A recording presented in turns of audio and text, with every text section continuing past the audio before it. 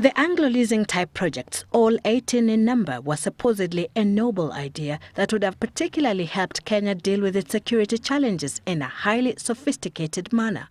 Most of the contracts were, however, cancelled in the 2004-2005 financial year, following concerns that the contracts were riddled with fraud. A scheme was hatched to rip off the Kenyan taxpayer. That scheme possibly sucked in government, creditors, and the suppliers.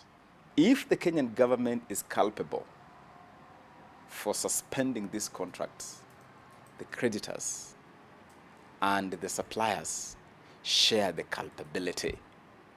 A legal tussle between government and the companies involved in the scam ensued, but nearly 10 years later, government has managed to conclude the court process with respect to only two companies, First Mercantile and Universal Suchspace, at a cost of nearly £500 million shillings. The cabinet has already approved the settlement of payment to the two companies and is now seeking Parliament's endorsement of the costly endeavour. I caution government to know that by deciding to make these payments, they're just about to open a can of worms. They're just about to open a Pandora's box. And believe you me, you can take this to the bank and it will earn you handsome interest. The moment you pay this particular sum, there's going to be an avalanche of claims on government. All of these shadowy creditors and wheeler dealers will come stomping into town, each one of them waving a claim against government and the people of Kenya.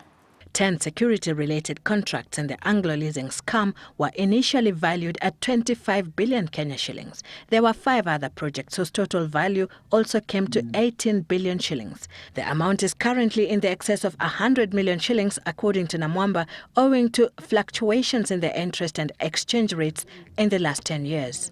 This is a hell of a lot of cash that we just want to throw down the drain into a bottomless pit called Anglo Leasing. It is unacceptable. It should be resisted. It should not be done. A prudent government would not rush to be embroiled in this Anglo Leasing.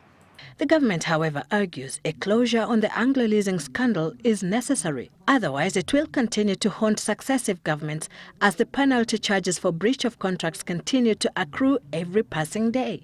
Sylvia Chebet, Citizen Business Centre.